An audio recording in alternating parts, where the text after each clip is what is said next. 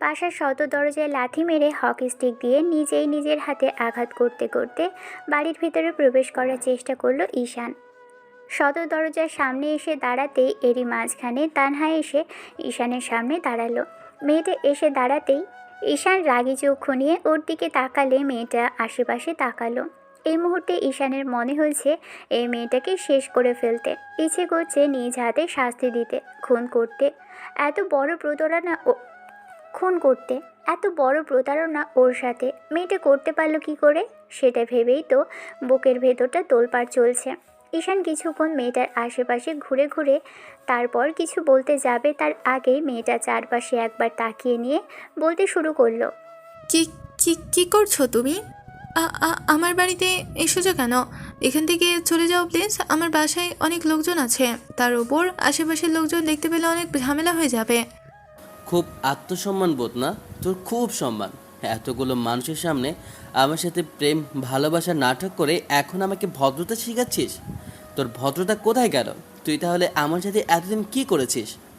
না মানে আসলে আমি তোমাকে ভালোবাসিনি। তাই এত সহজে ভালোবাসা শেষ হয়ে গেল তোর? দুদিন আগেও বাবু সোনা এইসব বলে একদম মুখ দিয়ে ফেনা তুলে ফেলতি, আর আজকে তোর ভালোবাসা শেষ হয়ে গেল? কি দেখেছিস ওই ছেলেটার মাঝে? কি আছে ওর যা আমার নেই? আসলে আব্বু আম্মু আমাকে জোর করলো তাই, আর বললো ছেলেটা ভালো। আব্বু বলেছে ও আমাকে ভালো রাখবে তাই। চুপ, একদম চুপ। আর একটাও মিথ্যা কথা বলবি না। তোকে আমি খুব ভালো করে চিনি। তুই বলেছিস তোর বান্ধবীর কাছে আমার সাথে এতদিন নাটক করেছিস, আমার সাথে তুই টাইম পাস করেছিস, তাই না? কিন্তু আমি তো টাইম পাস করিনি। তুই কি করে ওই ছেলেকে বিয়ে করিস আমিও সেটা দেখতে চাই। তোর সাহস হলে কি করে আমার সাথে প্রেম করা অবস্থায় অন্য পাত্রের সামনে বসিস, আবার আব্বা মোর দোহাই দিস? তোকে আজকে ইচ্ছে করছে এখানে শেষ করে দিতে। ঈশানের এমন দ্বারা কথাতে তানহা ভয়ে একদম স্তব্ধ হয়ে গেল। ওর হাত পা ঠান্ডা হয়ে আসছে। ছেলেটা যে পরিমাণে রাগী, এখন যদি সিন ক্রিয়েট করতে শুরু করে তাহলে দেখা যাবে পুরো বাড়ি ভর্তি লোকজন আর পাড়া প্রতিবেশীর সামনে ওর মান সম্মানটা শেষ হয়ে যাবে, আর পুরো পরিবারের দিকে আঙুল তুলবে। তানহা এবার ঈশানের সামনে দুহাত জোর করে বলতে শুরু করলো। প্লিজ আমার সাথে এরকম কিছু করো না। আমি তো বলছি আমি তোমাকে ভালোবাসি না। আমি তোমার সাথে জাস্ট প্রেম করেছিলাম, কিন্তু তোমাকে ভালোবাসিনি, বিশ্বাস করো। তাহলে এতগুলো দিন ধরে আমার সাথে যেটা করেছিস সেটা এই ছেলেটার সাথেও করবে? তুই ওর সাথে বিয়ের নাটক করে তারপর ওকে ছেড়ে দিয়ে চলে আসবে? না, আমি এমন কিছু পারবো না, বিশ্বাস করো। আমি কিছু ইচ্ছে করে। একদম চুপ। আর একটা কথাও যদি তোর মুখ থেকে শুনি না, তাহলে আমার থেকে খারাপ আর কেউ হবে না, বলে রাখলাম। তানহা কিছু বলতে যাবে তার আগেই ঈশান হকি স্টিক এগিয়ে ধরতেই মেয়েটা চোখ জোড়া বন্ধ করে নিল। ঈশানের রাগে হাত পা থরথর করে কাঁপছে। ইচ্ছে করছে মেয়েটার মাথায় বড় বড় একটা বাড়ি বসিয়ে দিতে। কি করে পারে এসব মেয়েরা মানুষের সাথে প্রেমের অভিনয় করতে, ভালোবাসা নামক নাটক করতে, আবার বান্ধবীকে বলে এসেছে নাকি ওর সাথে টাইম পাস করেছে। আপনারা হয়তো ভাবছেন এখানে কি হয়েছে। তানহা আর ঈশানের মাঝে সম্পর্ক ছিল গত 6 মাস যাবৎ। দুজনেই প্রেমের সম্পর্কে জড়িয়েছিল। তানহা ঈশানের সাথে রিলেশনে থাকাকালীন সময়ে ছেলেটাকে বলেছিল ওকে অনেক ভালোবাসে, আর যত সব প্রতিশ্রুতি দেওয়া যায় আজকালকার দিনে, যত সব কথা বলা যায় সবই বলেছিল মেয়েটা। কিন্তু ঈশান প্রথমে ওর এইসব কথা বিশ্বাস না করলেও পরবর্তীতে তানহা সব ইমোশনালি কথা ভুলে গিয়েছিল, ভালোবাসায় আবদ্ধ হয়ে গিয়েছিল মেয়েটার। কিন্তু দিন শেষে সেই মেয়ে যে ওকে ধোঁকা দিবে সেটা ভাবতে পারেনি ঈশান। তানহা ভেবেছে ঈশানের পারিবারিক ও আর্থিক অবস্থাটা মোটেও ভালো না, তাই হয়তো এরকম করেছে। তানহা তো চাই টাকা। যে ছেলেটাকে বিয়ে করার জন্য রাজি হয়েছে, বাসা থেকে যে ছেলের সাথে বিয়ে ঠিক করেছে, সেই ছেলেটার আসলেই অনেক টাকা পয়সা, সেজন্যই মেয়েটা রাজি হয়ে গেছে। আর এখন আব্বু আম্মু দোহাই দিচ্ছে।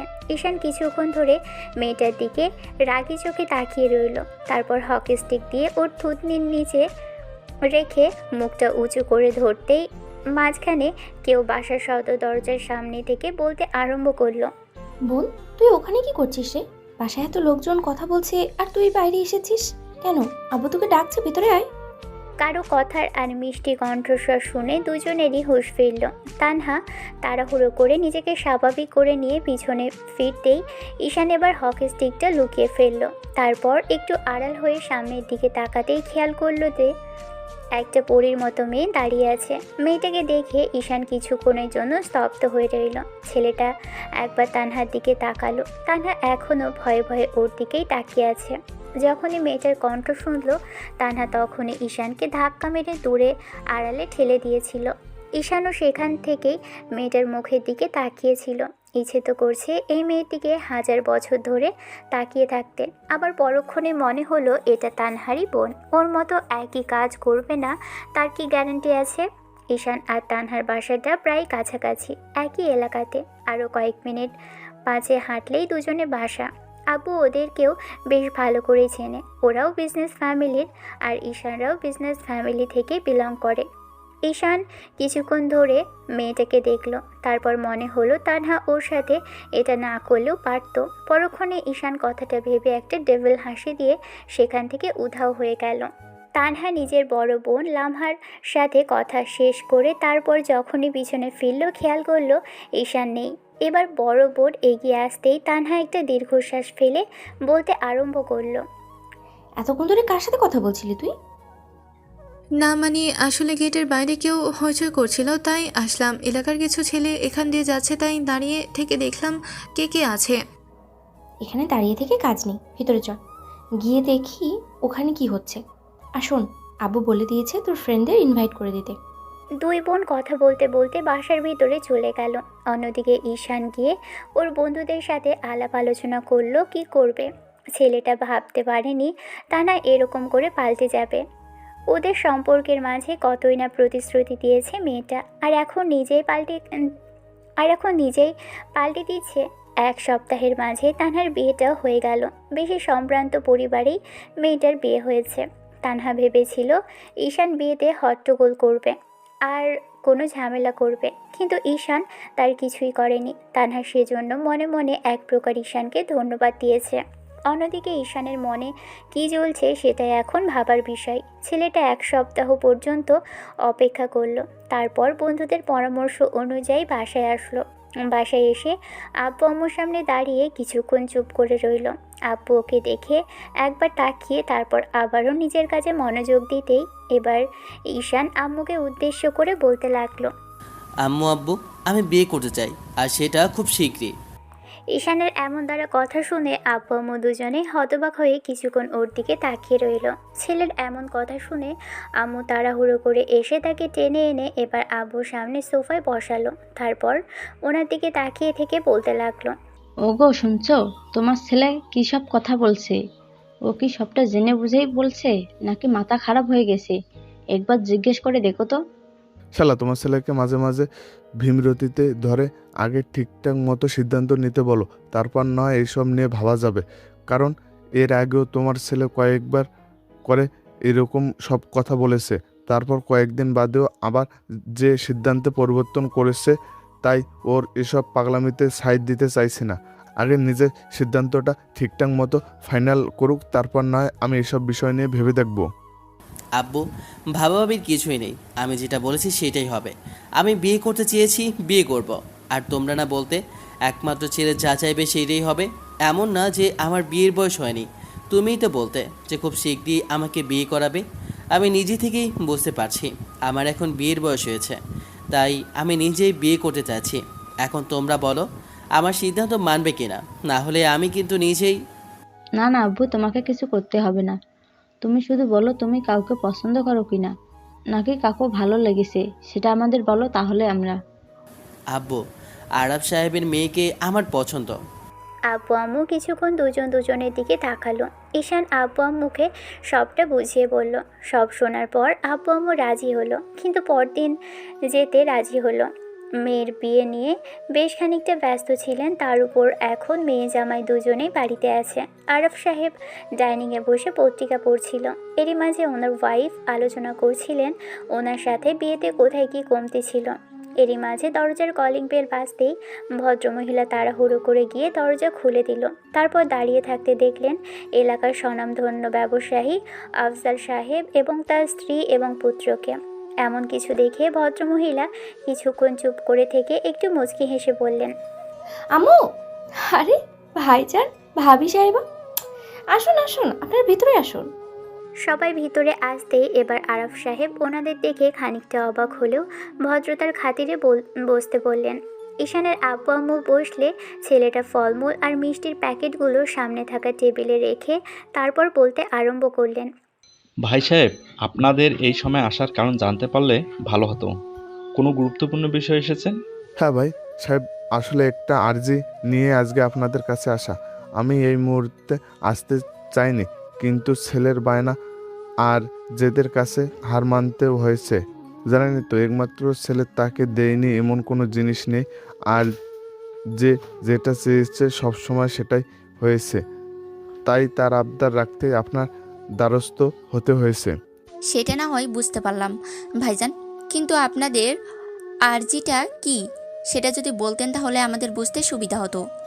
সেই তো, আপনার ঘুরিয়ে পেঁচিয়ে না বলে সরাসরি বলুন না ভাই সাহেব। ঈশানের আব্বু আম্মুর এমন দ্বারা কথাতে ভদ্রলোক আর ভদ্রমহিলা অবাক হলেন। এরই মাঝে তাড়াহুড়ো করে কেউ একজন ডাইনিংয়ে এসে দাঁড়ালো। ঈশান তাকিয়ে দেখলো তানহা ওদের থেকে কিছুটা দূরে দাঁড়িয়ে আছে। মেয়েটা শাড়ি পরেছে, দেখতে বেশ খানিকটা সুন্দর লাগছে। ঈশানের আব্বু আবারও বলতে আরম্ভ করলেন, ভাই সাহেব, আপনি জানেন তো আমার একমাত্র ছেলে। আসলে আমি আপনার মেয়ের সাথে আমার ছেলের বিয়ের সম্বন্ধে নিয়ে এসেছিলাম। আমার ছেলে নাকি আপনার মেয়েকে অনেক পছন্দ হয়েছে, সেজন্য আর কি আসা। কিন্তু ভাই সাহেব, আমার মেয়ের তো বিয়েটা হয়ে গেছে। তাই বলছিলাম কি, আপনি ভুল সময় এসেছেন। এখন তো আর। ঈশান তানহার দিকে তাকিয়ে একটা ডেভিল হাসি দিল। তারপর কিছুক্ষণ চুপ করে থেকে এবার তানহার আব্বুর উদ্দেশ্যে বলতে লাগলো, আঙ্কেল, আপনার কথা ভুল হচ্ছে। আমি জানি আপনার ছোট মেয়ের বিয়েটা হয়ে গেছে, কিন্তু আমি আপনার বড় মেয়ের কথা বলছি। আই মিন বড় মেয়ে লামহার কথা বলছি। সে যে কিছুদিন আগেই দেশে এসেছে। কিন্তু বাবা, তুমি ওকে দেখলে কোথা থেকে? হতো আমার ছোট মেয়ের বিয়ের কয়েকটা দিন আগেই দেশে এসেছে, আর তারপর বাসা থেকে তেমন করে বের হয়নি। তাহলে তুমি ওকে কোথায় দেখলে?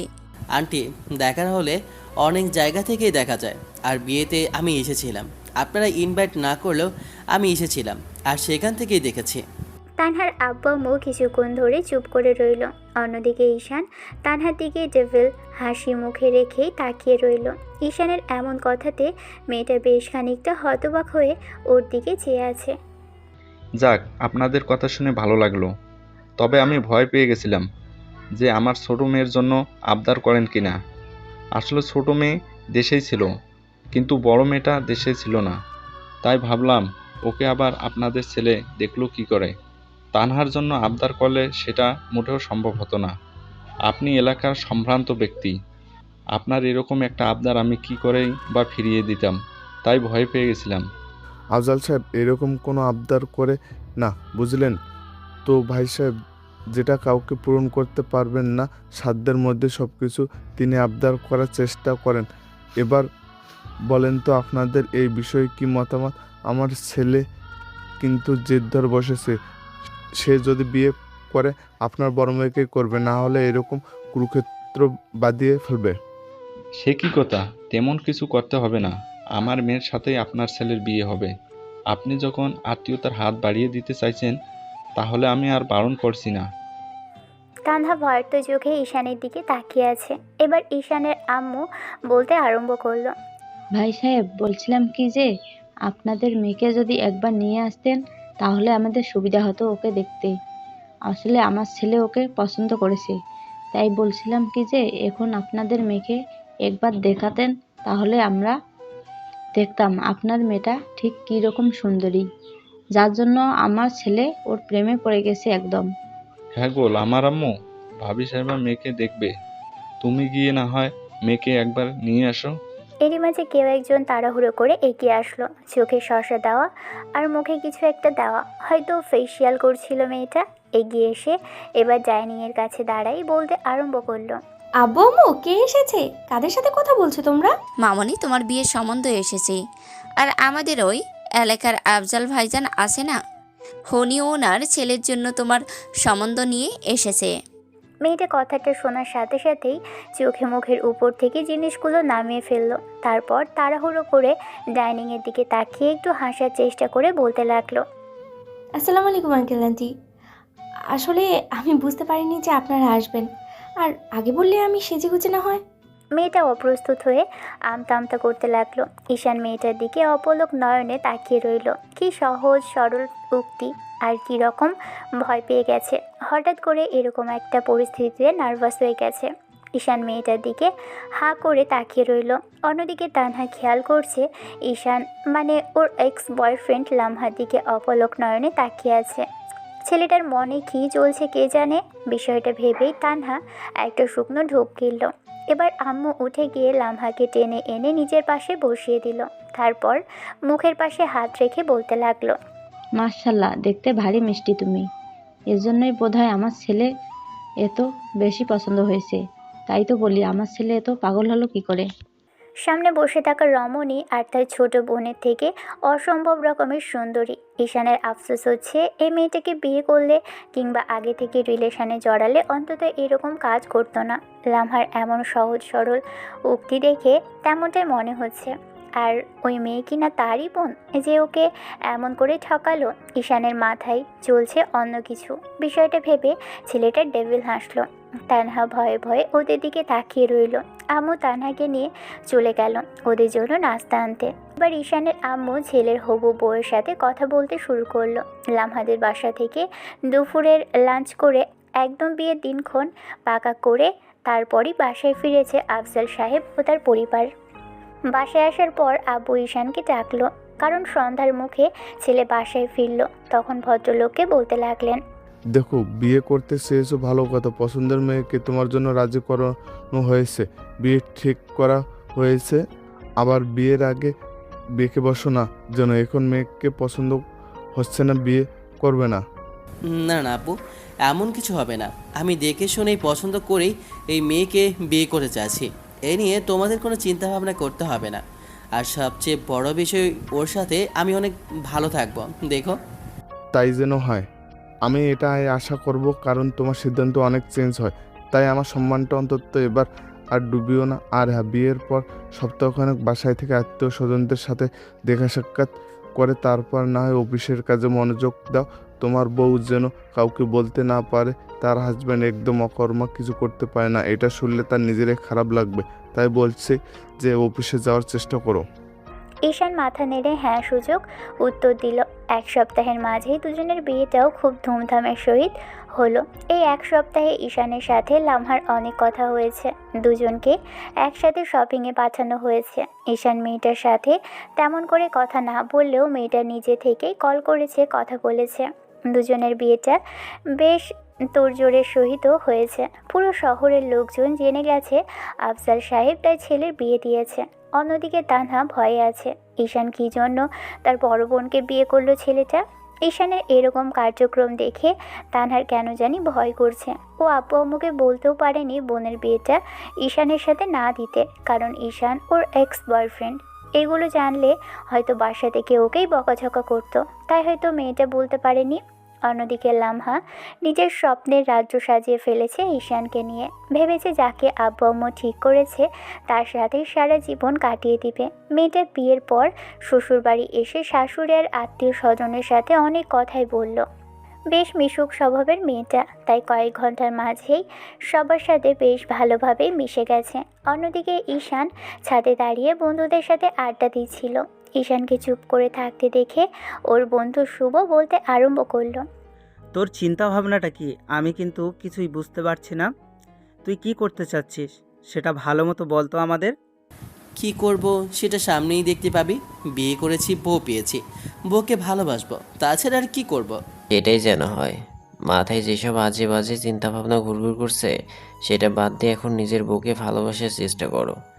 আর যে মেয়েটাকে নিয়ে তুমি এসব প্ল্যান সাজাচ্ছ, কিছু করতে চাইছো, সেই মেয়েটার কোনো দোষ নেই, অজান্তেও না।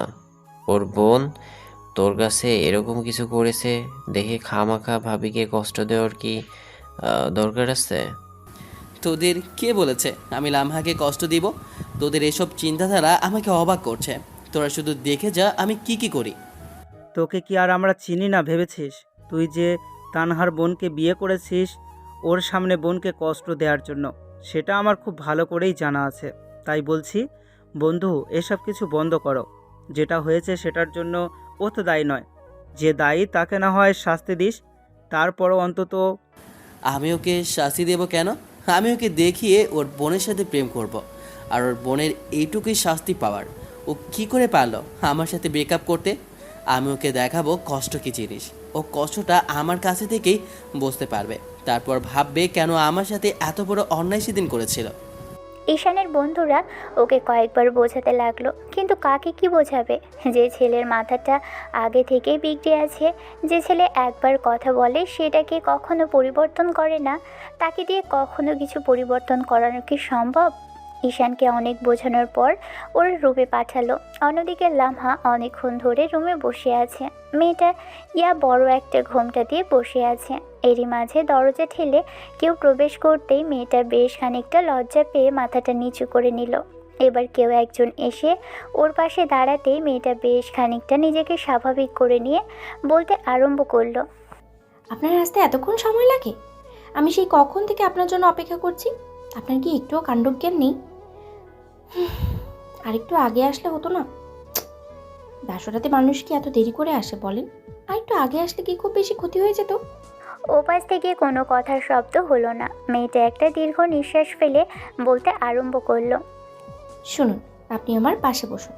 আমি কতটা সুন্দর আর কত সুন্দর করে আমাকে সাজানো হয়েছে সেটা কি আপনার দেখতে ইচ্ছে করছে না? এই সময় আপনাকে দেখতে পাইনি, আমার ইচ্ছে করছে আপনাকে দেখতে। এখন আমার পাশে বসুন তো।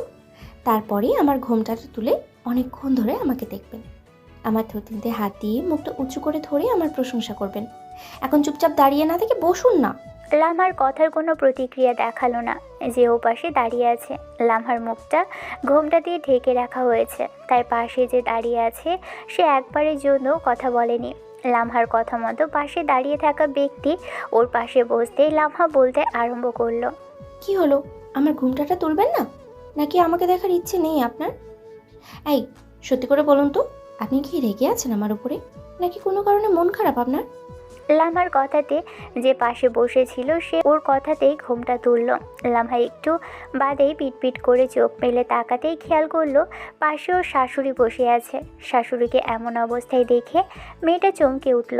সাথে সাথে ভদ্রমহিলা হাসতে আরম্ভ করলো।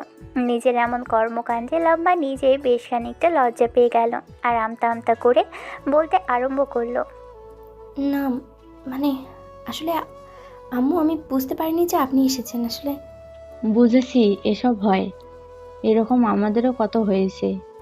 আর প্রথমবার বিয়েতে মানুষের একটু কৌতূহলটা বেশি থাকে। তুমি টেনশন করো না, তোমার বর যে কোনো সময় চলে আসবে।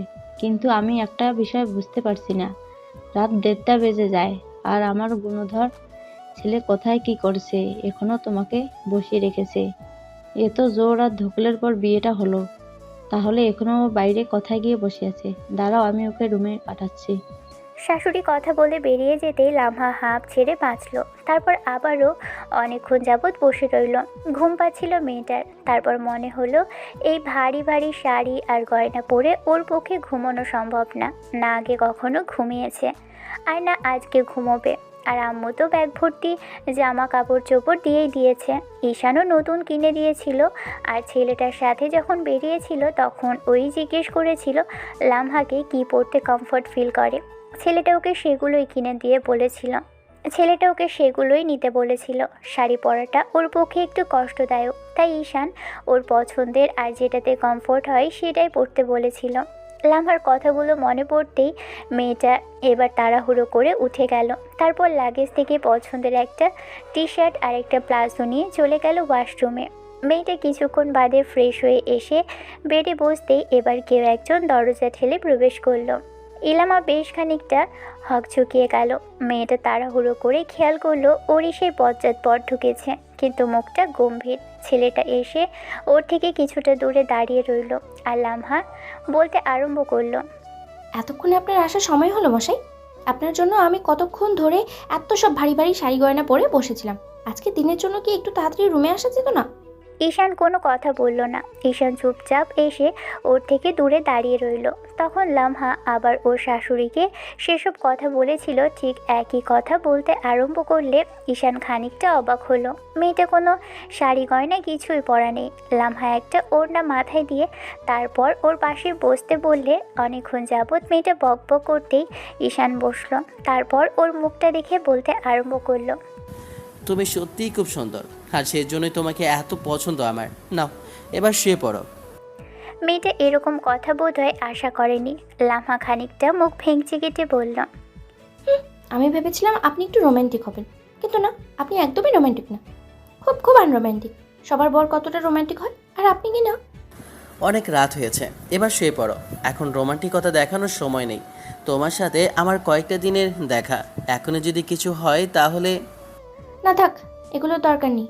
এমনিতেই অনেক সময় নিয়ে রুমে এসেছেন, ভোর হতে চললো, কিছুক্ষণ বাদেই সকাল হয়ে উঠবে। এখন আপনিও শুয়ে পড়ুন আর আমাকেও ঘুমাতে দিন। লামহা কথাগুলো বলেই পাশে শুয়ে পড়ল। তখন ঈশানও উল্টো দিকে ফিরে শুলো। লামা কিছুক্ষণ ওর দিকে তাকিয়ে রইল, ভাবছিল প্রথম দিন আস্তে আস্তে সব ঠিক হয়ে যাবে। পরদিন সকালে যখন লামার ঘুম ভাঙলো, খেয়াল করলো ঈশানের বুকের মধ্যে মুখ গুজে দিয়ে শুয়ে আছে। প্রথমে তো ভেবেছিল যে ও কোথায় আছে, কি করছে। তারপর যখন মনে পড়লো কালকেই ওর বিয়ে হয়েছে, বিষয়টা ভেবেই বেশ খানিকটা লজ্জা পেয়ে গিয়েছিল মেয়েটা। তারপর তাড়াহুড়ো করে নিজেকে ছাড়িয়ে নিল। এবার ঈশানের থেকে দূরে গিয়ে তারপর বেশ কিছুক্ষণ ওর দিকে তাকিয়ে রইল। ঈশানের পাঞ্জাবির সাথে লামা ঠোঁটের বেশ খানিকটা লিপস্টিক লেগে আছে। এই যা রাতে কি উল্টাপাল্টা কিছু করে ফেলেছে কিনা। এবার নিজেই লজ্জা পেয়ে তাড়াহুড়ো করে ওয়াশরুমে ঢুকলো মেয়েটা। একটু পর ফ্রেশ হয়ে তারপর নিজেকে বেশ খানিকটা গুছিয়ে নিয়ে বাইরে বেরোলো। ঈশান এখনও ঘুমোচ্ছে, তার মানে এই ছেলে বোধহয় অনেকক্ষণ সময় নিয়ে ঘুমোয়। কিছুক্ষণ রাগি চোখে তাকিয়ে থেকে কিচেনের দিকে আসতেই খেয়াল করলো শাশুড়ি আম্মু রান্না করছে। লামা এসে বলতে আরম্ভ করলো, আম্মু, আপনি কেন কষ্ট করছেন? আমাকে দিন না, আমি রান্না করতে পারি তো। আমি সব কিছু করে নেব, দেখি। সে কি কথা মামুনি, কালই তোমাদের বিয়ে হলো, এখন গিয়ে একটু ঘুমাও, রেস্ট করো। আর ঈশান কি উঠেছে? ওর সাথে কথা বলে সময় কাটাও। রান্না করার জন্য তো সময় আছেই, এখনই তোমাকে কেন রান্নাঘরে আসতে হবে? যাও, রুমে যাও। সে কি কথা, আপনি এরকম কেন বলছেন আম্মু? আমি তো ভেবেছিলাম শাশুড়ি অনেক বদরাগী হয়, অনেকে বকাঝকা করে বউদের। সকালবেলা ঘুম থেকে উঠে কিচেনে না আসলে, রান্নাবান্না না করলে হয়তো তারা রাগারাগি করতে আরম্ভ করে, কিন্তু আপনি তো দেখছি তার উল্টো। যাক, আমি ভেবেছিলাম যে একজন রাগী শাশুড়ি পাবো, সে আমাকে সবসময় শাসনের উপরেই রাখবে, কিন্তু এ কি দেখছি আমি। সে কথা বললে কি হয়? এখনকার দিনে সব মেয়েরা এসব কিছু সহ্য করতে পারে না বলে তাদের শাশুড়িদের প্রতি হাজারটা অভিযোগ, আর তুমি করছো তার উল্টোটা। এরকম কিছু হবে না। আর আমাদের বাসায় কতগুলো কাজের লোক, তোমাকে কেন রান্না করতে হবে? তুমি শুধু আমার ছেলেটাকে দেখে রাখবে, আর ও সবসময় আশেপাশে থাকবে। ওকে ভালোবাসতে হবে কিন্তু। দেখো, আমার ছেলেটা একটু রাগী, তবে মন থেকে অনেক ভালো। তোমাকে আমি বলে দিচ্ছি, আমার ছেলেকে তোমায় আগলে রাখতে হবে। আমার পর সব দায়িত্ব তোমারই নিতে হবে। কিন্তু আমি কত আশা নিয়ে এসেছিলাম যে আমি নিজে হাতে রান্না করব, সবাইকে খাওয়াবো। আপনি তো আমাকে কিছুই করতে দিলেন না। এরকম করলে হয় না। তোমাকে কিছু করতে হবে না মামুনি, আমাদের বাড়িতে এতগুলো কাজের লোক, তারা থাকতে তোমাকে কেন কষ্ট করতে হবে? আচ্ছা, তুমি এক কাজ করো, তুমি না হয় এতই যখন কাজ করতে চাইছো, তাহলে ঈশানের জন্য কফি করে নিয়ে যাও। কফি বানাতে পারো তো মামুনি? হ্যাঁ আম্মু, পারি। আমি অনেক ভালো কফি বানাই, তুমি খেয়ে দেখেও বুঝতে পারবে। আম্মু মুচকি হাসলো। মেয়েটা তাড়াহুড়ো করে 2 মগ কফি বানিয়ে আম্মুর জন্য 1 মগ রেখে আরেক মগ নিয়ে রুমে আসলো। ঈশান এখনও ঘুমোচ্ছে, কোলবালিশ জড়িয়ে ধরে। লামা টি টেবিলের উপর মগটা রেখে তারপর ঈশানের কোলবালিশটাকে আষ্টে পিষ্টে জড়িয়ে ধরে রেখেছে। লামার কেন জানি ভাবতে ইচ্ছে করছিল, ওই জায়গাটা যদি ওর হতো। কাল রাতে অবশ্য দুজন কাছাকাছি এসেছিল, সকালে উঠে সেটাই দেখেছে, কিন্তু ও নিজে থেকেই ঈশানকে জড়িয়ে ধরেছিল। ছেলেটা ওকে জড়িয়ে ধরেনি, তাহলে কি ছেলেটা ওর উপস্থিতি টের পেয়েছিল? লামা এক ভাবনা জগতে চলে গেল। এটাই ভাবতে আরম্ভ করলো যে 2 দিন বাদেই কোলবালিশটার জায়গাও থাকবে, আর ওর এই বরটা খুব শক্ত করে জড়িয়ে ধরে রাখবে, সারা রাত আদর করবে, সব মিলিয়ে একদম একটা রোমান্টিক ব্যাপার স্যাপার হবে। কথাটা ভেবেই লজ্জায় লাল হয়ে যাচ্ছিল লামহা। কিছুক্ষণ বাদেই যখন হুঁশ ফিরল তখন তাড়াহুড়ো করে লামা ঈশানকে ডাকতে লাগলো। কয়েকবার ডাকার পরও যখন ছেলেটার থেকে কোনো রেসপন্স পেল না তখন লামহা ঈশানকে একটু ধাক্কা দিয়ে ডাকতেই ছেলেটা আবারও উল্টো পাশ ফিরে শুলো। লামহা কফির মগটা নিল, তারপর ওর পাশে গিয়ে বসে ওর হাতের একটা আঙুল কফির মধ্যে ডোবাতেই ছেলেটা ছিটকে উঠল আর বেশ খানিকটা ভয় পেয়ে তারপর উঠে বসে বলতে লাগলো, কে কে কি হয়েছে? এই মশাই, আপনি এত ঘুমান কেন বলেন তো? এত বেলা অবধি কি ঘুমাতে হয়? বাসায় সবাই উঠে গেছে, ছেলেদের এত ঘুমাতে হয় না। বিয়ে করেছেন, এখন তাড়াতাড়ি উঠবেন, সকালবেলা গোসল করবেন আর তারপরে অফিসে যেতে শুরু করবেন। তা না করে আপনি দেখছি ঘুমিয়েই কাদা। নিন, এবার কফিটা খান আর আমাকে উদ্ধার করুন। তা আমি জানবো কি করে? আমার তো এসব জানার বিষয় না। আমার মনে হয় আপনি ভয় পেয়েছেন, সেজন্য এরকম বলছেন। ঈশান কিছুক্ষণ যাবৎ অবাক চোখে তাকিয়ে রইল লামহার দিকে। মেয়েটাকে আজকে কালো শাড়িতে একদম স্নিগ্ধ লাগছে, কিন্তু ওকে শাড়ি পরা লোকে।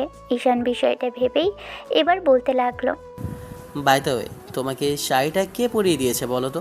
তুমি নাকি শাড়ি পরতে জানো না, তাহলে এত সুন্দর করে শাড়িটা কে পরালো? জানি না, তবে জানতে কতক্ষণ? ইউটিউব দেখে অনেকক্ষণ টাইম নিয়ে পড়েছি। অবশ্য অনেক জায়গায় সেফটি পিন লাগাতে হয়েছে, কিন্তু আস্তে আস্তে শিখে যাব। আমাকে বললেও তো হতো, আমি একটু ট্রাই করতাম। বউকে শাড়ি পরানোর ইচ্ছাটা, লোভটা কি সবাই সামলাতে পারে? সবাই তো চায় তার বউকে শাড়ি পরাতে, তাহলে তুমি কেন আমাকে ডাকলে না? হ্যাঁ, আপনাকে ডাকি আর আপনি শাড়ি পরানোর নামে আমার সাথে দুষ্টুমি করতে শুরু করেন। আমার কিন্তু এগুলো একদমই মোটেই পছন্দ না। স্বামী দুষ্টুমি না করলে কে করবে শুনি? নাকি দুষ্টুমি করার জন্য অন্য কাউকে রেখে দিয়েছ? আজে বাজে কথা বলবেন না তো। যেখানে কারোর সাথে প্রেম করিনি, স্বামীকে ভালোবাসবো বলে সবসময় ছেলেদের থেকে দূরে দূরেই সরে থেকেছি, আর আপনি এমন কথা বলছেন? তাহলে আমি দুষ্টুমি করলে ক্ষতি কিসের? জানি না। তাহলে কি জানো? বললাম তো জানি না, তবে আমার মনে হয় আমার খুব বেশি লজ্জা লাগবে। হ্যাঁ, সেটা তো দেখতেই পাচ্ছি। এই মুহূর্তে লজ্জায় লাল হয়ে যাচ্ছ। আর যদি তোমার কাজে আসি আর কিছু করে ফেলি তাহলে দেখা যাবে লজ্জায় একদম শেষ হয়ে যাবে, তাই না বউ? আপনি না কিরকম অসভ্যের মতো কথা বলছেন। দেখেন, এগুলো বলবেন না। আমার না কেমন কেমন যেন লাগছে ঈশান। তাই? তাহলে দেখি কেমন লাগছে। মেয়েটা উল্টো দিকে ফিরে বলছিল, এইসব কফির মগে এক চুমুক দিয়ে তারপর টি টেবিলে রেখে ওর একটা হাত ধরল। মেয়েটাকে নিজের দিকে ফেরাতে গেলেও ফিরল না। ঈশান বারবার ওকে নিজের দিকে ফেরাতে যাচ্ছিল, তারপরও মেয়েটা যখন ফিরছিল না তখন ঈশান মেয়েটার হাত ধরে একটা হ্যাচকা টান দিলে মেয়েটা টাল সামলাতে না পেরে ঈশানের বুকের উপর পড়ল। দুজনেই একদম বেডে শুয়ে পড়েছে, ঈশানের নিচে আর ওর বুকের উপরে। মেয়েটা দু হাতে ওর বুকের উপর রেখে নিজেকে সামাল দিয়েছে, কিন্তু ততক্ষণে যা সর্বনাশ হয়ে গেছে। যখন লামহা টাল সামলাতে না পেরে ঈশানের বুকের উপর আছড়ে পড়েছে, তখনই পড়ে যাবার পরেই লামহার ঠোঁটের সাথে অনিচ্ছাকৃত ঈশানের ঠোঁট জোড়া লেগে যায়। মেয়েটা ঠোঁটের সাথে স্পর্শ করতে ঈশানের বুকের ভিতরটা কেমন যেন ধক করে ওঠে, সাথে সাথে ও চোখ জোড়া বন্ধ করে নিয়েছিল। অন্যদিকে লামহা চোখ বড় বড় করে ওর দিকেই তাকিয়ে আছে। এই প্রথমবার স্বামীর এমন দ্বারা স্পর্শে লামহা যেন স্তব্ধ হয়ে গিয়েছিল। এই অনুভূতিটা জীবনে প্রথমবার কি না? এরকম ধরনের অনুভূতির সাথে দুজনের কেউই কখনো পরিচিত হয়নি। লামহার তো শরীরটা ঝাঁকুনি দিয়ে উঠেছে, মনে হচ্ছে শরীরের ভিতর এক প্রকার বিদ্যুৎ প্রবাহিত হয়ে গেছে। মুহূর্তের মধ্যেই ওর বুকের ভিতর ড্রিম ড্রিম আওয়াজ করতে আরম্ভ করেছে। এবার ঈশান চোখ জোড়া খুলতে নিলেই খেয়াল করলো মেয়েটা ওর দিকে একদম নেশালো চোখে তাকিয়ে আছে। এমন করে বেশি থাকলে হয়তো ভুলভাল কিছু একটা হয়ে যেতে পারে। কথাগুলো ভেবেই ঈশান তাড়াহুড়ো করে মেয়েটাকে নিজের উপর থেকে ঢেলে সরিয়ে দিতে গেলে লামহা লজ্জা পেয়ে দ্রুত উঠে গেল। তারপর দৌড়ে রুম ছেড়ে বেরিয়ে যেতে ঈশান একটু মুচকি হাসলো। আবারও পরক্ষণে মনে হতে আরম্ভ করলো মেয়েটাকেও শাস্তি দেওয়ার জন্য বিয়ে করেছে, আর সেই মেয়েকে কিনা কাছে টেনে নিয়েছে।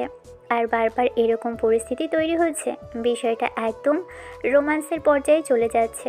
এসব বিষয় না করে ওর তো যে প্ল্যানটা করেছিল সেই অনুযায়ী কাজ করা উচিত।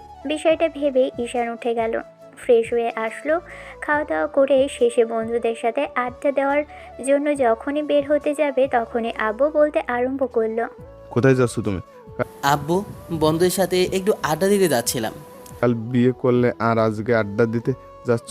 রিসেপশনের অনুষ্ঠান নেই, তার মানে এই না যে তোমার আড্ডা দিতে হবে। বাসাতেই থাকো, আর বিকেলে তোমার শ্বশুর শাশুড়ি লোক পাঠাবেন তাদের নিয়ে যাওয়ার জন্য। এখন কয়েকটা দিন একটু নিয়ম করে চলো। নিজের ইচ্ছায় বিয়ে করেছো, এখন যদি কিছু না মেনে চলো তাহলে বিষয়টা খারাপ দেখাবে। তাই যেটা বলছি সেটা করো। অগত্যা সারাদিন বউয়ের সাথে কাটাতে হলো। মেয়েটা এত বকবক করতে পারে ঈশানের জানা ছিল না। আর কিছু হলেই বলে বকা দিতে, এই করতে সেই করতে। সেই জন্য সেখানে অন্য সব মেয়েরা বকাঝকা করলে রাগ করে কান্নাকাটি করে, সেখানে এই মেয়েটার অভিযোগ ওকে কেন বকাঝকা করে না, এই জন্য গাল ফুলিয়ে রাখে। ঈশান অবাক হয়েছে মেয়েটার সাথে থেকে। ওকে যেভাবে শাস্তি দিতে চেয়েছিল সেভাবে উল্টো ওকে বকাঝকা করে না বলে কিনা এরকম করে জেদ ধরেছে। বিষয়টা নিয়ে ঈশান অনেক বেশি অস্বস্তির মধ্যে আছে। একে কি করে শাস্তি দিবে?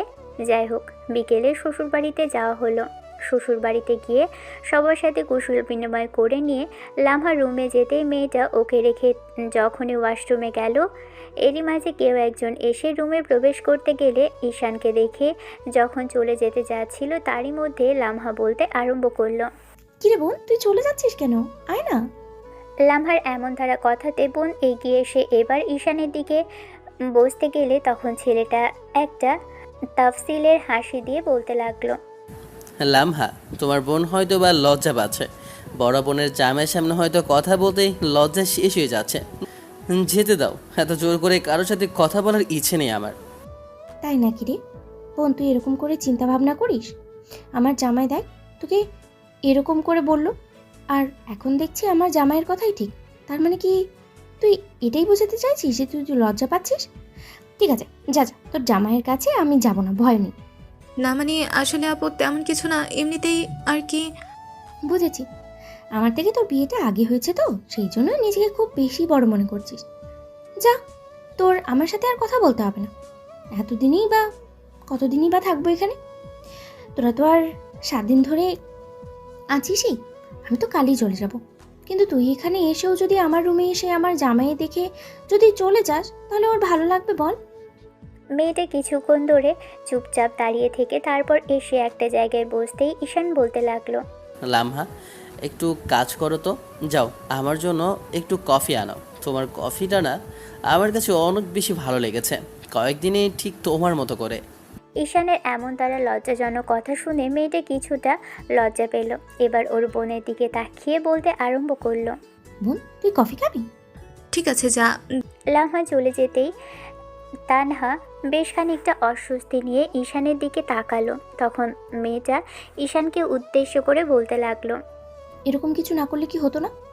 তোমাকে আমি বারণ করেছিলাম আমার বোনকে বিয়ে না করতে, তারপরেও বিয়েটা করলে। আর যখন বিয়ে করেছো তাহলে বারবার কেন আমাকে জ্বালাচ্ছ? কাল রাতে কি ফোন দেওয়ার খুব বেশি দরকার ছিল? তোমার আমার মাঝে যেটা ছিল সেটা শেষ হয়ে গেছে। তাছাড়া তুমি এখন আমার বোনকে বিয়ে করেছো, আমার বড় বোনের জামাই, তার সাথে ভালো থেকো। অনেক ভালো মেয়ে, তোকে দয়া করে কষ্ট দিও না। তুমি আমাকে বলো আমার কি প্রায়শ্চিত্ত করতে হবে, সেটাই করব।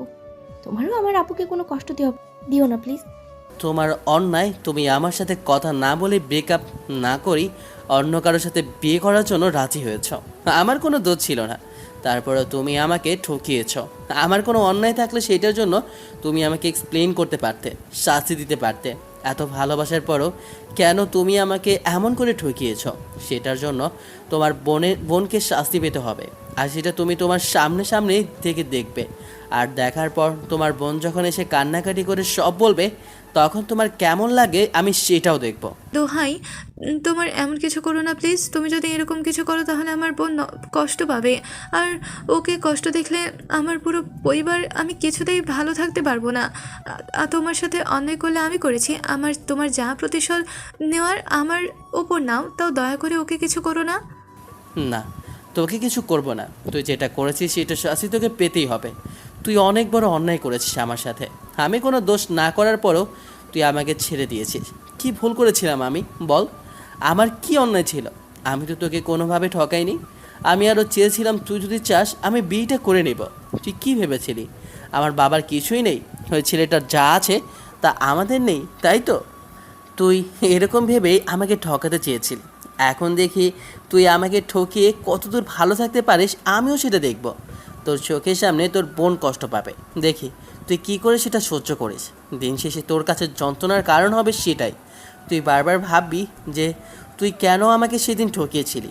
তোর যদি আমার সাথে থাকতে না ইচ্ছা করতো তুই আমাকে বলতে পারতি, আমাকে জানাসনি। আমাকে জানতে হয়েছে তোর বান্ধবীর কাছ থেকে। তুই এত বড় প্রতারণা করেছিস আমার সাথে। এবার তানহা চলে যেতে নিলেই ঈশান ওর হাতটা মুচড়ে ধরল। সাথে সাথেই তানহা ব্যথায় কুকিয়ে উঠে বলতে লাগলো, তুমি আমার সাথে এমন কিছু করতে পারো না। আমি তোমার শালিকা হই, তুমি কিন্তু আমার সাথে এরকম কিছু করতে পারো না ঈশান। শালিকার সাথে তো যা ইচ্ছা তাই করা যায়, তাই শালিকাকে একটু শিক্ষা দিচ্ছি। শালিকা আমার সাথে যা করেছে তার জন্য শালিকাকে তো একটা শিক্ষা দিতেই হয়। শালিকা কতটা ভালো থাকতে পারে আমিও সেটা দেখতে চাই। এরই মাঝে লামহা রুমে ঢুকতেই ঈশান ওর হাত ছেড়ে দিয়ে বেডে বসতেই দুজনের হাতেই কফি দিল লামহা। সাথে সাথে তানহা কফি নিয়ে কয়েক চুমুক খেয়ে তারপর বলতে আরম্ভ করলো, তোমরা থাকো, আমি আসছি। আসলে তোমাদের এখানে আমার থাকাটা মোটেও ঠিক হবে না। পরে কোনো সময় গল্প করব, রাতে খাওয়া দাওয়া পর না হয়। লামহা কিছু একটা ভেবে বোনের দিকে তাকাতেই তখন বোনকে কিছু একটা বোঝালো। মেয়েটা হেসে চলে যেতে নিলেই একটা তানহা যাওয়ার আগেই ঈশান লামহার হাত ধরে টেনে এনে ওকে পাশে বসালো। তারপর এক হাতে কোমর জড়িয়ে ধরতেই মেয়েটা খানিকটা অবাক হলো। ঈশান সামনের দিকে তাকালো। তানহা এখনও দরজার সামনে, তার মধ্যেই ছেলেটা লামহার ঘাড়ে আর গলায় নাক খসিয়ে গালে একটা টুস করে চুমু খেয়ে বলল, তোমার এই গালে চুমু দিলেই ঠিক যতটুকু মিষ্টি লাগে এই কফিটাও ঠিক ততটুকুই মজা লাগে আমার কাছে, জানো? এমনভাবে বলছেন যেন আমাদের বিয়েটা কতদিন ধরে হয়েছে। আপনার এরকম কথা শুনলে আমি অবাক হচ্ছি।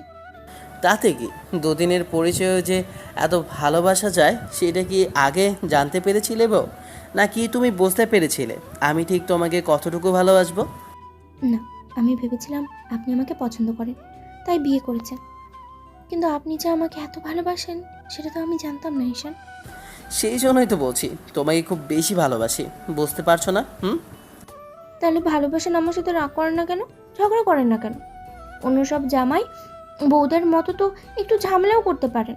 যখন ভুলভাল করবো তখন না হয় একটু বকাঝকা করতে পারেন। কই, সেটাও তো করেন না। আমার না এসব ভালো লাগে না। আপনি আমাকে একটু বকাঝকা করবেন, দরকার পড়লে শাসন করবেন, গায়ে হাত তুলবেন। আর কি বউ, আর আদরটা করতে হবে না তোমায়? চা, আপনি সবসময় না খালি অশুভের মতো কথা বলেন। 2টা দিন বউকে নিয়ে শ্বশুরবাড়িতে থাকলো ঈশান। আর এই 2 দিনে লামহাকে অনেক বেশি জ্বালিয়েছে। আর তানহাকে তো যতটুকু জ্বালিয়েছে ততটুকুও বুঝেছে ঈশান ওর বোনের সাথে ওকে দেখিয়ে রোম্যান্স করেছে। তানহার কেমন যেন লেগেছে, ও বিষয়টা বুঝতে পেরেছে। আর লাগবে নাই বা কেন, যে ছেলেটার সাথে 2 দিন আগে ওর সম্পর্ক ছিল সেই ছেলেটাই ওর বড় বোনের সাথে বিয়ে করেছে, আবার এখন ওর সামনে রোম্যান্স করছে। এগুলো দেখে জলারই কথা। আর রাতে ঈশান তানহাকে ঘুমোতে দেয় না, বরের সামনেই বারবার কল করে, বারবার মেসেজ করে। এগুলো দেখে ওর বর অনেকটা সন্দেহ করেছে, তাই অনেকবার জিজ্ঞেস করলেও তানহা কিছু একটা বলে কাটিয়ে দেওয়ার চেষ্টা করেছে। কিন্তু তানহা হাজব্যান্ড কেমন যেন সন্দেহ করেছে, তাই তানহা ভেবেছে যে ঈশানের সাথে একটাবার কথা বলা দরকার।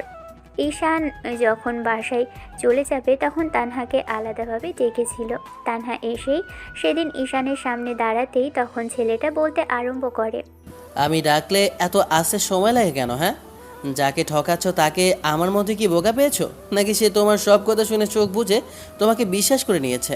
আমার কি তাকে সব কিছু বলতে হবে? তুমি আমাকে কেন জ্বালাচ্ছ? যেরকম আছো তেমন থাকো না। যেভাবে আমরা ভালো আছি তুমিও আপুকে নিয়ে ভালো থাকো না। আমার বোন কি এমন অন্যায় করেছে যার জন্য তুমি ওকে এমন একটা শাস্তি দিচ্ছ? ওকে ঠকিও না প্লিজ, আমাকে যা শাস্তি দেওয়ার দাও। তাহলে আমি তোকে যখন ডাকবো যেভাবে ডাকবো তোর আসতে হবে। যদি না আসিস তাহলে কিন্তু তোর খবর আছে। তুই আমার সাথে যা করেছিস তার জন্য তোকে শাস্তি পেতেই হবে। দোহাই তোমার, আমি যা করেছি আমার শাস্তি, তার শাস্তি আমাকে দাও। তারপর আমার বোনের সাথে এত বড় প্রতারণা করো না।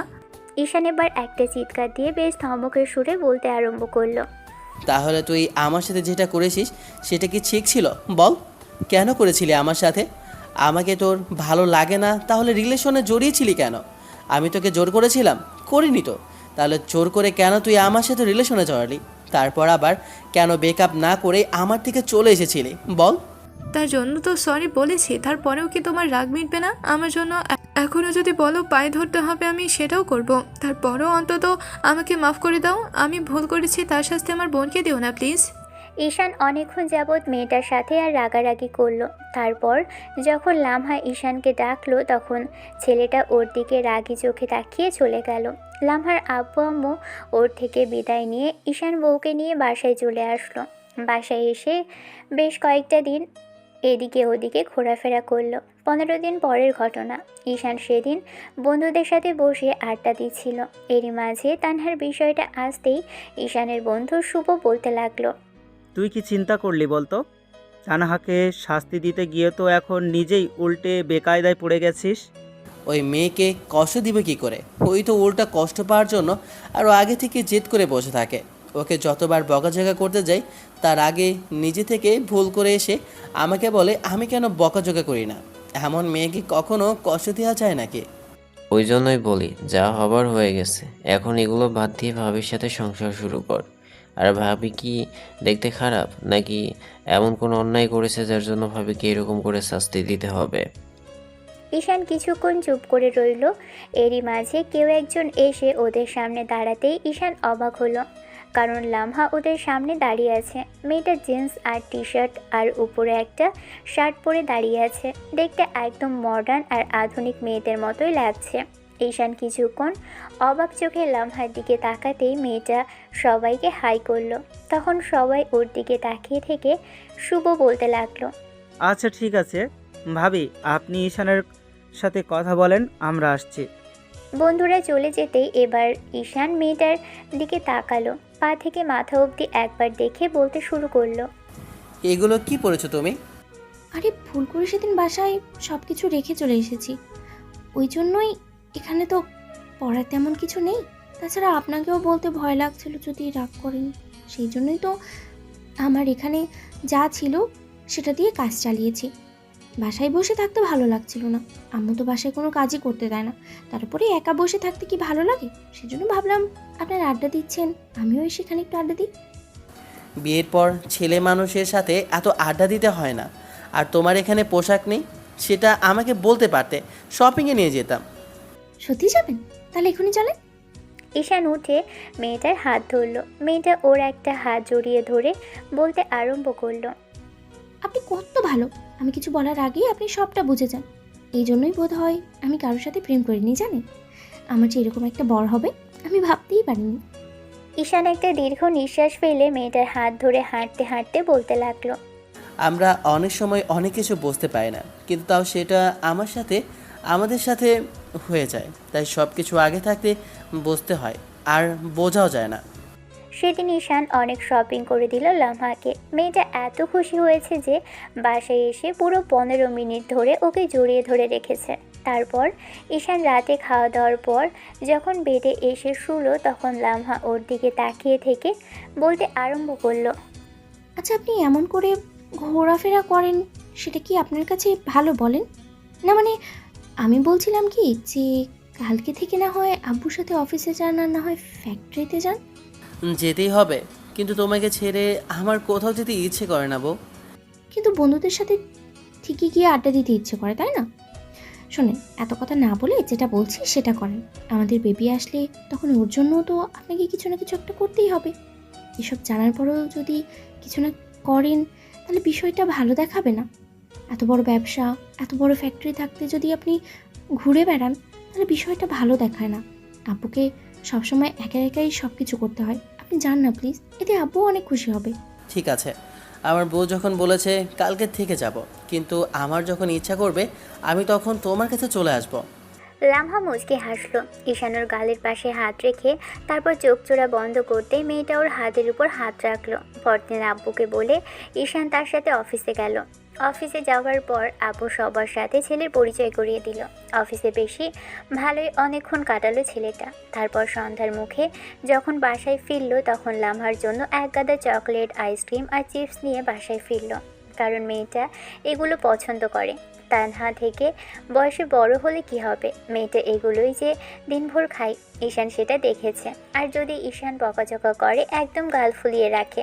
অবশ্য মেয়েটা নিজেই বলে বকাঝকা করতে, নিজে থেকেই চায় ওর বড়কে বকাঝকা করুক। এরকম একটা পাগলি মেয়েকে কি করে কষ্ট দিবে ঈশান? সেদিন বাসায় আসার পর তানহাকে কিছুক্ষণ যাবৎ রাতে কল করলো। অনেকবার কল করার পরও যখন রিসিভ করলো না, তখন ছেলেটার খানিকটা রাগে ওকে কয়েকটা মেসেজ করলো। মেয়েটা যে ভয়ে আছে সেটা খুব ভালো করে বুঝতে পারছে ঈশান। দিন যত যাচ্ছে ঈশান তত বেশি বুঝতে পারছে লামহার প্রতি ওর ভালোবাসাটা দিন দিন বেড়েই যাচ্ছে। তানহার প্রতি যে ভালোবাসাটা আছে সেটার কথা ঈশান ভাবলেও পরবর্তীতে মনে হয়েছে যে তানহাকে কি আর এত ভালোবাসতো।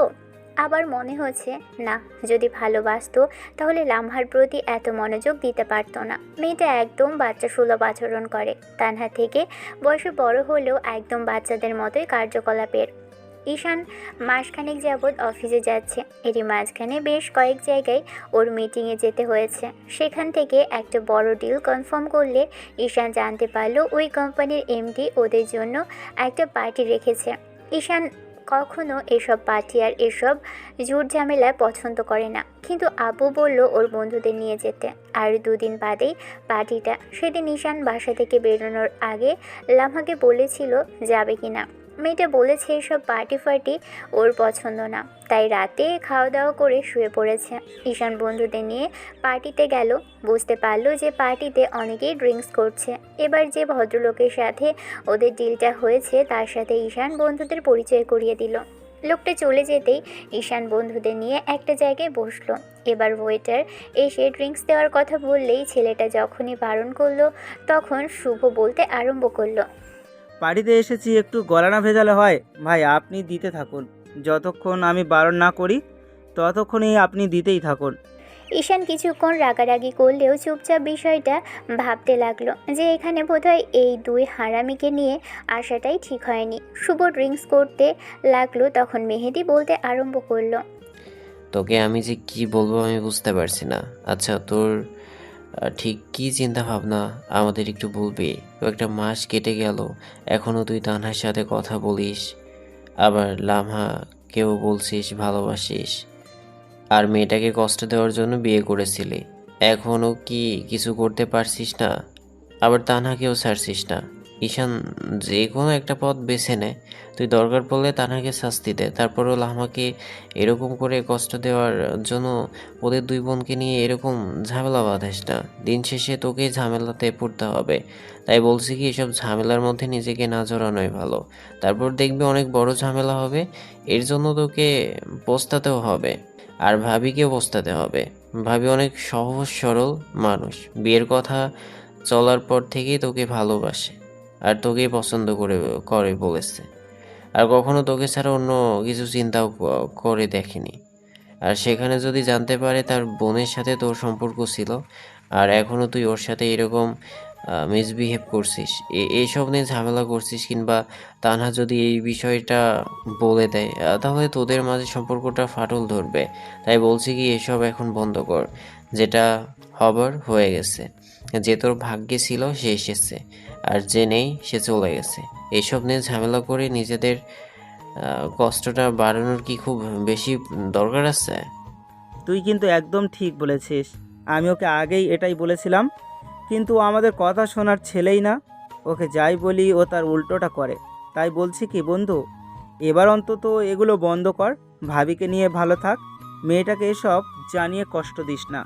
ঈশানের মন আর মস্তিষ্ক একদম বিপরীত দিকে। মন বলে ওকে কষ্ট দিয়েছে তাই তাকে কষ্ট দিতে, আবার ফ্রেন্ডরা আর মস্তিষ্ক বলে লামহাকে ভালোবাসতে, এইসব বিষয় ছেড়ে দিতে। ঈশান কিছুতেই কিছু বুঝে উঠতে পারছে না, কী থেকে কী করবে, কী করা উচিত ভাবতেও পারছে না। এরই মাঝখানে ঈশানের মাথার মধ্যে বারবার ঘুরপাক খেতে লাগলো এখন কি করবে আর কি করা উচিত। বিষয়টা নিয়ে যতবার ভাবছিল ততবারই ঈশানের রাগ হচ্ছিল। তানহার কেন ওকে ঠকালো বিষয়টা ভেবেই। তার উপর যখন বন্ধুরা বারবার এসব বিষয় তুলছিল, ছেলেটা নিজের রাগটাকে আর কন্ট্রোল করতে পারল না। পাশে থাকা ড্রিঙ্কসের গ্লাস নিয়ে ড্রিঙ্কস করতে আরম্ভ করলো। বেশ কিছুক্ষণ ড্রিঙ্কস করার পর পুরো মাতাল অবস্থাতে নিজেকে ফেলে দিল। এই রে, তোকে বারণ করলাম যে এগুলো করার দরকার নেই, কিন্তু তুই সেটাই করলি। এখন তোকে সামলাবে এটাকে। আর তোকে বললাম যে শুভ ড্রিঙ্কস করলেও বেশি মাতাল হয়নি। তারপর আর উপায় না পেয়ে ঈশানকে ধরে গাড়িতে করে এনে বাসার সামনে দাঁড়ালো এবং কলিং বেল দিতে লাগলো। বেশ কয়েকবার বাজতেই এরই মাঝখানে বাসার কাজের লোক এসে দরজা খুলে দিল। তারপর ছোট সাহেবকে এই অবস্থায় দেখতেই তখন মেহেদি বলতে লাগলো, তুমি এক কাজ করো, তোমাদের বৌমণিকে ডেকে দাও, এক্ষুনি তাকে আসতে বলো। আর বাসার বড় সাহেব কিংবা ম্যাডামকে ডাকার দরকার নেই, এনারা এসে এইসব দেখলে রাগারাগি করবে। তুমি শুধু তোমার বৌমণিকে ডাকো, উনি এসে ঈশানকে নিয়ে যাবে। লোকটা তাড়াহুড়ো করে গিয়ে লামহাকে ডেকে আনলো। কিছুক্ষণ বাদেই মেয়েটা এসে ওর সামনে দাঁড়ালো। মাতাল অবস্থায় স্বামীকে ঢুকতে দেখে বলতে আরম্ভ করলো, কি হয়েছে ভাইয়া? উনি এরকম করছেন কেন? কি হয়েছে ওনার? এবার শুভ আর মেহেদি ও ড্রিঙ্কস করার বিষয়টা বলতেই লামহা বেশ খানিকটা অসহায় চোখে ঈশানের দিকে তাকিয়ে রইল। তখন মেহেদি বলতে লাগলো, ভাবি এসব নিয়ে টেনশন করেন না, এরকম একটু একটু হয়। তাছাড়া পার্টিতে গিয়েছিল, তাই হঠাৎ করে ড্রিঙ্কস করে বসেছে। আপনি ওকে নিয়ে যান। আর আঙ্কেল আন্টিকে কিছু বলার দরকার নেই, ঈশান আগে কখনো ড্রিঙ্কস করেনি, যতই হোক তারপরেও কখনো এরকম কিছু করেনি। তাই দয়া করে সব কিছু কাউকে বলার দরকার নেই, কেমন? লামহার থেকে পজিটিভ রেসপন্স পেয়ে ওরা চলে গেল। কাজের লোক দরজা আটকে দিতেই লামা ঈশানের একটা হাত নিজের কাঁধের উপর রেখে ছেলেটাকে জড়িয়ে ধরে তারপর ওকে রুমে নিয়ে আসলো। ঈশানকে বেডে শুইয়ে দিয়ে মেয়েটা ওর গা থেকে দ্রুত শার্টটা খুলে দিল। মদের গন্ধে পুরো শরীরটা রিরি করছে। যদিও খারাপ লাগছে, তারপরও হাজবেন্ডের এই অবস্থায় দূরে সরে যাওয়াটাও শ্রেয় নয়। লামহা যখনই ঈশানের শার্টটা খুলে দিতে যাবে তখনই ঈশান ওর হাত ধরে ফেলল। মেয়েটা পিছন ফিরতেই দেখে ঈশান নেশালো চোখে ওর দিকেই তাকিয়ে আছে। ছেলেটার এমন চাহনিতে লামহা এবার কাঁপা কাঁপা কণ্ঠে বলতে লাগলো, কি হয়েছে? আপনি এমন করে তাকিয়ে আছেন কেন? খারাপ লাগছে কি আপনার? তুমি কোথায় যাচ্ছ? আপনার শার্টটা রেখে আসি। আপনি তো ড্রিঙ্কস করেছেন, তাই বাজে গন্ধ ছড়াচ্ছে। তাই ভাবছি এগুলো বাস্কেটে মানে রেখে কাল ধুয়ে দিব। ওটা ফেলে দাও, কিছু করতে হবে না। তুমি আমার কাছে এসো বউ। কেন আপনার কাছে আসতে হবে কেন? তুমি না আমার বউ, বউকে জামাইয়ের কথা শুনতে হয়, জানো না? এত কথা বলো কেন? তোমাকে আসতে বলেছি, তুমি আসবে। লামহা আগের মতো ঈশানের দিকে তাকিয়ে আছে। ছেলেটা এবার ওর একটা হাত ধরে হ্যাঁচকা টান দিল। মেয়েটা টাল সামলাতে না পেরে ঈশানের গায়ের উপর পড়ে গেল। ঈশানের বুকের উপর দুহাত রেখে নিজেকে সামলে নেওয়ার চেষ্টা করলো। লামহা ছেলেটা ওকে জড়িয়ে ধরলো কোমরে। আজকে শাড়ি পরেছে মেয়েটা, দেখতে এই মুহূর্তে অসম্ভব সুন্দরী আর মায়াবী অপ্সরীর মতো লাগছে। শাড়িতে মেয়েটাকে এমনিতেই আগুন লাগে, তার উপর আবার চোখে কাজল, হাত ভর্তি চুড়ি পরলে একদম বাঙালি মেয়েদের মতোই লাগে। ঈশান কিছুক্ষণ যাবৎ মেয়েটার দিকে এক দৃষ্টিতে তাকিয়ে রইল। ঈশানকে এমন নেশালো চোখে তাকিয়ে থাকতে দেখে লামহার ঠোঁট জোড়া কাঁপছে। ভয় পাচ্ছে মেয়েটা, কেমন যেন চোখ পিটপিট করছে। ঈশান এক হাত ওর বেবি হেয়ারগুলো কানের পাশে গুজে দিতেই মেয়েটার চোখ জোড়া বন্ধ করে নিল।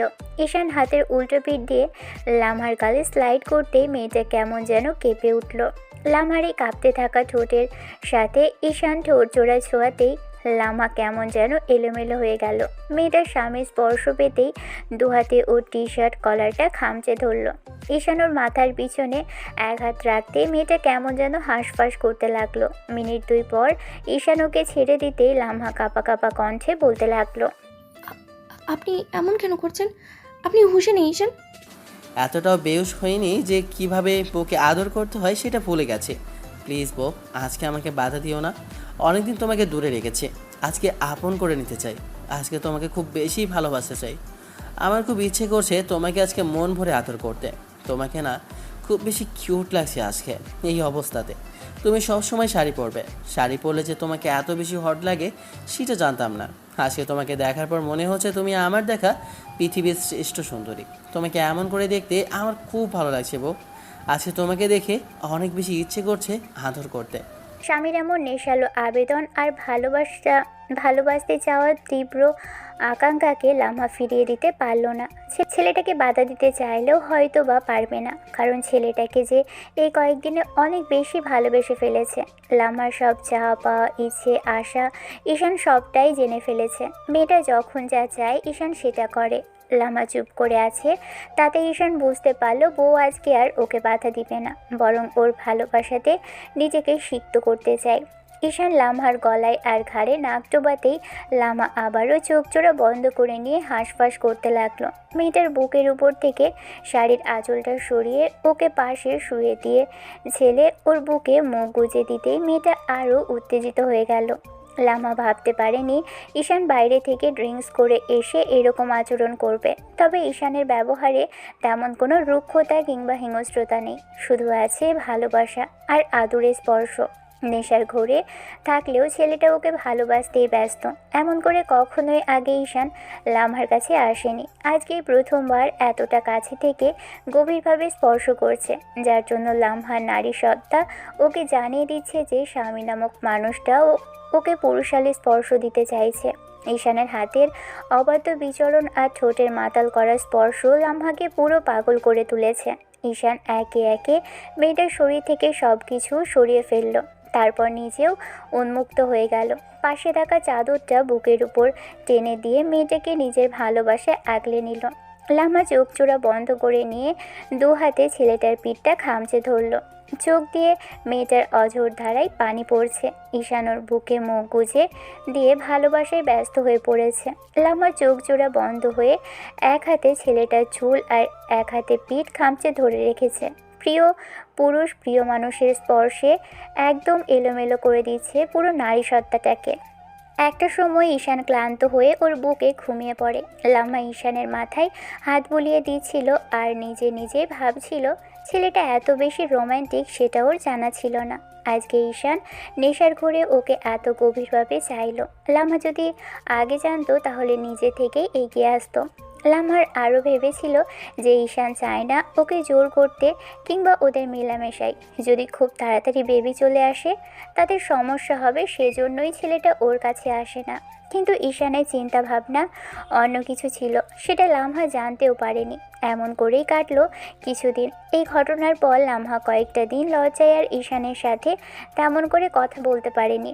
ঈশান ভেবেছিল সেদিন রাতের বিষয়টা নিয়ে মেয়েটার খারাপ লেগেছে, তাই ছেলেটা ওকে হাজারবার সরি বলল।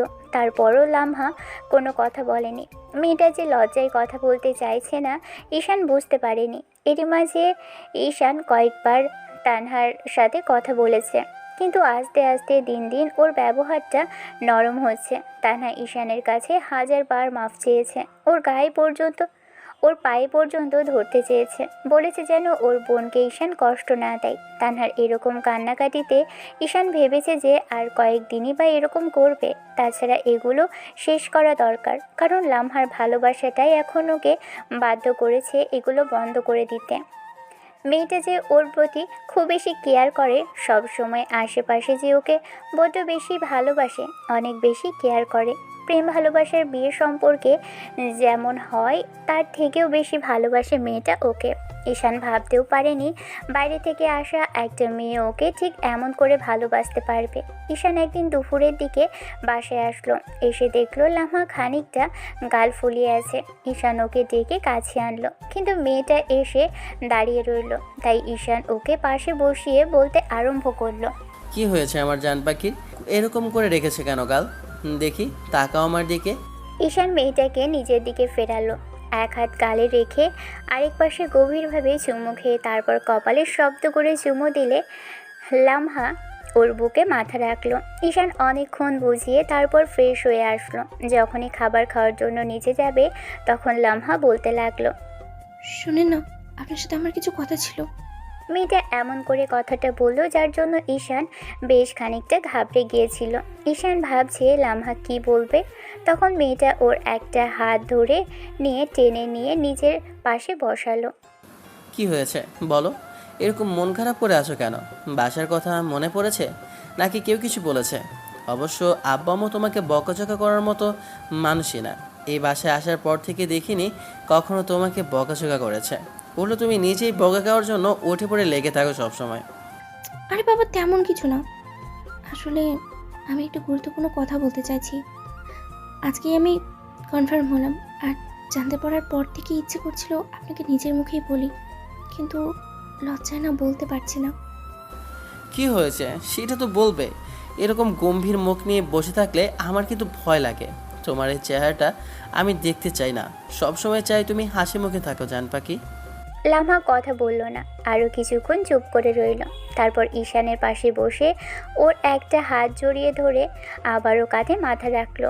অনেকক্ষণ যাবৎ মেয়েটাকে বলার জন্য জোর করতে এক পর্যায়ে লামহা ওকে ছেড়ে দিয়ে তারপর কানের কাছে মুখ নিয়ে চোখ জোড়া বন্ধ করে ফিস ফিস করে বলল, ঈশান, আমরা 2 থেকে 3 হচ্ছি।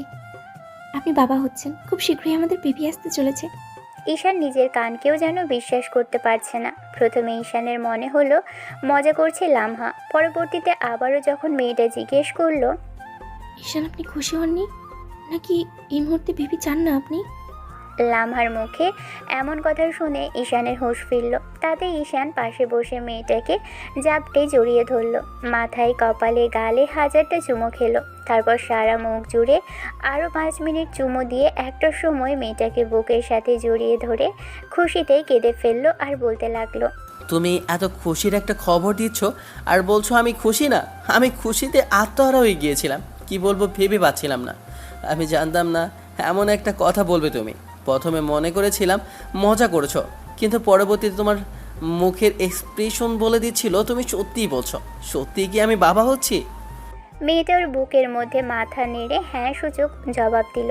ঈশানের খুশি দেখে কে, মেয়েটাকে কোলে উঠিয়ে কিছুক্ষণ ধরে ঘোরালো। তারপর ওকে বসিয়ে দিতেই মেয়েটাকে জড়িয়ে ধরে বলতে লাগলো, ভয় লাগছে আমার, যদি পড়ে যায় তাহলে বাবুর ক্ষতি হয়ে যাবে। প্লিজ এরকম পাগলামি করবেন না। ঈশান অনেক সময় নিয়ে মেয়েটাকে আদর করলো, কথা বলল। তারপর বাবা মাকে ডেকে কথা বলে বাইরে চলে গেল। বেবির জন্য খেলনা কাপড় চোপড় আগে থেকে ছেলেটা কিনতে আরম্ভ করলো। ঈশানের এরকম পাগলামি দেখে লামহা অনেকক্ষণ বকাঝকা করলো। এই মেয়ে যে বকাঝকা করতে পারে সেটা ঈশান জানতো না। যতবার বকাঝকা করেছে লামহা ততবার ঈশান ওকে টেনে এনে কোলের মধ্যে বসিয়ে আদর করে দিয়েছে। ঈশান সেদিন আর সারা রাত ঘুমোয়নি, মেয়েটাকে বুকের মধ্যে নিয়ে অনেক আদর করেছে। তারপর যখন শেষ রাতের দিকে লামহা ঘুমোলো তখনই ঈশান ওর মুখের দিকে তাকিয়ে থেকেছে। পরদিন সকালে অফিসে থেকে দুপুরের দিকে ফিরে ঈশান লাঞ্চ করে তারপর তানহার একটা জায়গায় ডাকলে মেয়েটা ওর সাথে দেখা করে ভয় পেয়েছিল। ঈশান কেনই বা ওর সাথে দেখা করতে চাইছে মেয়েটা ভাবতে পারেনি। তারপর দেখা করতে না চাইলে তখন ঈশান মেয়েটাকে ভয় দেখালে তানহা এসেছিল। মেয়েটা এসে ওকে হাজারবার সরি বললে তখন ঈশান ওর এমন কর্মকাণ্ডে ফিক করে হেসে দিল। তানহা ভাবেনি ঈশান এরকম রিয়াকশান করবে। তারপর একটা সময় ছেলেটা জানালো ওর বড় বোন প্রেগনেন্ট, ও বাবা হতে চলেছে। এমন কিছু জানার পর তানহা চুপ করেছিল। তখন ঈশান ওর সামনে 2 হাত জোর করে বলতে আরম্ভ করলো, আমি এতদিন যা করেছি তার জন্য আসলে অনেক বেশি সরি। আমি ভাবতে পারিনি যে তুমি চলে যাওয়ার পর আমার লাইফে লামহার মতো কেউ আর আমাকে এত বেশি ভালোবাসবে। আমি ভাবতে পারিনি যে তুমি আমাকে অবহেলা করে ছেড়ে যাওয়ার পর এমন কেউ আমার জন্য অপেক্ষা করবে যে আমাকে নিজে থেকে বেশি ভালোবাসবে। আমি এখন বিশ্বাস করি যে প্রেম ভালোবাসা ছাড়াও মানুষ মানুষকে এতটা ভালোবাসতে পারে যতটা ভালো লামহা আমাকে বাসে। তাতে করে আমি সারা জীবন ওকে আগলে রাখতে চাই। আর তোমার সাথে আমি রাগের মাথায় এসব করেছি, তোমাকে কষ্ট দেওয়ার জন্য এরকম কিছু সাজিয়েছিলাম, কিন্তু ভাবতে পারিনি যে তোমাকে কষ্ট দিতে গিয়ে তোমার বোনকে কষ্ট দেওয়ার জন্য যা করতে যাব উল্টো সেটা ভালোবাসা হয়ে যাবে। তোমার বোন অনেকটা বাচ্চা সুলভ থাকলেও আমার কাছে এসে সে আবেগ অনুভূতি দেখিয়েছে, তাতে ওর প্রতি আমার দুর্বলতার সৃষ্টি হয়েছে, ভালোবাসার সৃষ্টি হয়েছে। তাতে ওর প্রতি আমি দুর্বলতা আর ইমোশনাল আবেগ থেকে ওকে কখনোই কষ্ট দিতে পারিনি। তোমাকে যেটুকু ভয় দেখানো সেটুকু করেছি, বিশ্বাস করো। কখনো লামহার গায়ে হাত তুলিনি পর্যন্ত, উল্টো ওকে বুকে আগলে রেখেছি। আমার কপালে হয়তো লামহার ভালোবাসাটাই ছিল, সেজন্যই হয়তো তুমি আমাকে ছেড়ে চলে গিয়েছিলে। তুমি যাওয়ার পর আমার রাগ হয়েছিল, খুব খারাপ লেগেছিল, এইটা ভেবে যে তোমাকে আমি নিজে থেকে বলিনি। তুমি নিজে থেকে আসলে রিলেশনে জড়ানোর জন্য, আবার জড়িয়ে তারপর নিজে থেকে চলে গেলে। ব্রেকআপ হয়নি, তারপর অন্য কারোর সাথে বিয়ে করে নিলে। তোমাকে শিক্ষা দিতে গিয়ে উল্টো আমি এমন এক মানুষকে পেয়েছি যাকে ভালোবাসা আমার জন্য একদম কর্তব্য আর দায়িত্ব। অবশ্য রাগের মাথা নিয়ে সিদ্ধান্ত এত বেশি জীবনের জন্য ভালো হবে আর সুন্দর হয়ে আসবে সেটা আমি ভাবতেও পারিনি। আমি তোমাকে ধন্যবাদ দিতে চাই আমার লাইফ থেকে চলে যাওয়ার জন্য। আর তোমার আপুর মতো কাউকে আমি পেয়েছি তার জন্য আমি আল্লাহর কাছে হাজার লাখো কোটি শুকরিয়া আদায় করি। আজকে থেকে না তোমার সাথে আমার কোনো দেখা হবে আর না তোমাকে আমি আর কখনো ডিস্টার্ব করব। তবে একটা কথাই বলি, তোমার সাথে রাগের মাথায় যদি ভুল করে থাকি তার জন্য আমি আসলেই দুঃখিত। যাকে ঠকিয়েছো তার জন্য কখনো ওপরওয়ালা তোমাকে ছেড়ে দিবেন না। তবে আমি চাইবো ওপরওয়ালা তোমাকে শাস্তি না দিক। আর এটাও চাইবো তুমি যার সাথে আছো তাকেও আমার মতো না ঠকাও। স্বামী সংসার নিয়ে ভালো থাকো। আমি আমার লামহা আর আমার বাচ্চাকে নিয়ে ভালো থাকতে চাই। আর তোমাকে রেহাই দিয়ে দিলাম, মুক্তি দিয়ে দিলাম তোমাকে। ঈশান কথাগুলো বলে হাসি মুখে চলে আসলো। বইয়ের জন্য এক গাদা উপহার আর অনাগত সন্তানের জন্য খেলনা আর কাপড় চোপড় কিনে বাসায় ফিরল। বাসায় ফিরে বউটাকে 1 ঘন্টা ধরে জড়িয়ে ধরে অনেকগুলো চুমু খেলো। ভালো থাকুক ভালোবাসা, ভালোবাসার মানুষগুলো এরকম করেই ভালোবাসাকে আগলে রাখুক। দেখা হচ্ছে অন্য কোনো দিন অন্য কোনো গল্পে। ততদিন পর্যন্ত সুস্থ থাকবেন, ভালো থাকবেন, আমাদের সাথেই থাকবেন। ধন্যবাদ। আল্লাহ হাফেজ।